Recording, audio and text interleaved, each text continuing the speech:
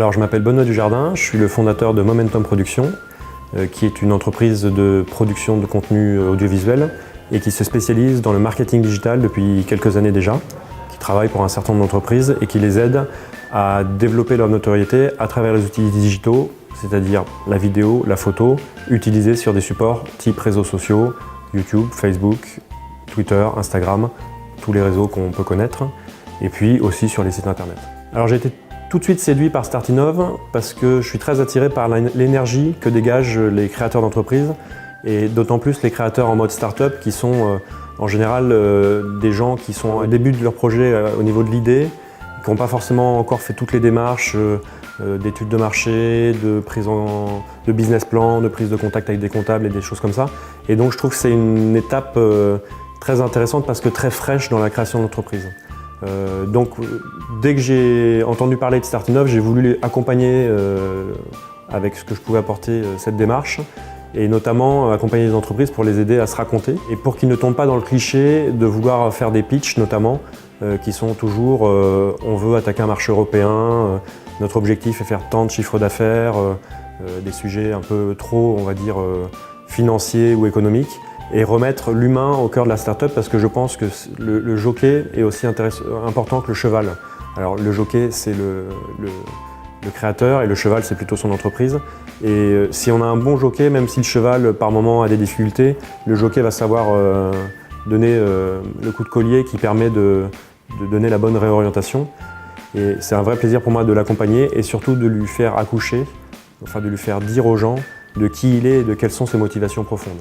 Souvent, quand on monte une start-up, c'est qu'on a constaté que dans la vie de tous les jours, il y avait quelque chose qui nous semblait ne pas correspondre ou ne pas convenir à ce qui devrait être et qu'on veut le changer. Et donc, on les accompagne pour raconter cette histoire.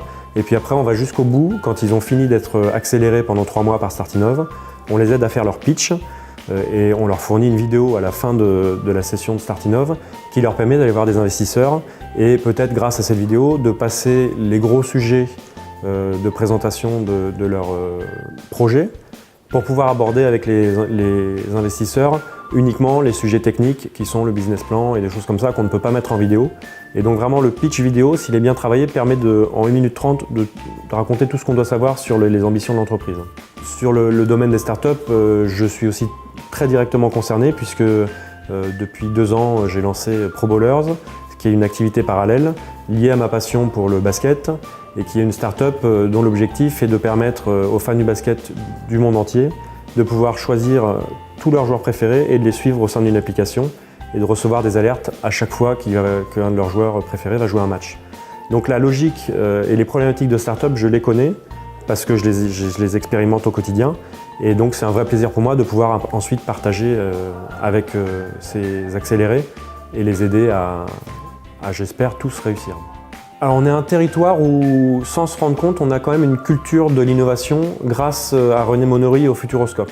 Les Poitevins ont tendance à ne même plus se rendre compte à quel point la présence du Futuroscope les a aidés à se projeter et à se dire que rien n'était impossible. Ce qui me plaît particulièrement dans Startinov, c'est qu'on va prendre les gens un peu plus tôt. Ils peuvent venir juste avec une idée qu'ils ont eue, qu'ils ont commencé à travailler mais qui n'est pas totalement finalisée. Ils peuvent avoir tout type de profil, c'est-à-dire que ça peut être soit des étudiants, soit des demandeurs d'emploi, soit des gens qui sont déjà dans une entreprise et qui veulent créer une autre activité, quitter leur job et qui sont un peu dans l'entre-deux et qui ont besoin de cette période d'accélération pour voir si leur projet est viable et s'ils sont prêts à se lancer. Après, il y a une autre problématique à régler sur le territoire qui n'est pas totalement prise en charge. Il y a beaucoup d'aides. Il y a via l'initiative, après on peut intégrer des pépinières d'entreprise et des choses comme ça. La région aussi qui apporte beaucoup d'argent et même la French Tech qu'on peut solliciter parce que le SPN fait partie de la French Tech. Donc il y a beaucoup d'aides publiques. C'est plus compliqué de trouver des investisseurs privés. La centralisation, ça n'existe pas dans le domaine de l'innovation. C'est pas parce qu'à Paris, il y a certaines structures qui accompagnent très bien qu'il n'y a pas des structures qui accompagnent bien en province. Et c'est pas parce qu'il y a des gens qui ont de grandes idées à Paris qu'il n'y a pas des gens qui ont de grandes idées en province. Et pour revenir sur ce que je disais au début, la plus belle idée qu'il y a eu dans la Vienne, elle est venue d'un garagiste de Loudun qui a eu l'idée de créer le Futuroscope, qui est le poumon économique du département aujourd'hui, qui a attiré la ligne TGV, on a même une ligne encore plus rapide aujourd'hui pour aller vers Bordeaux.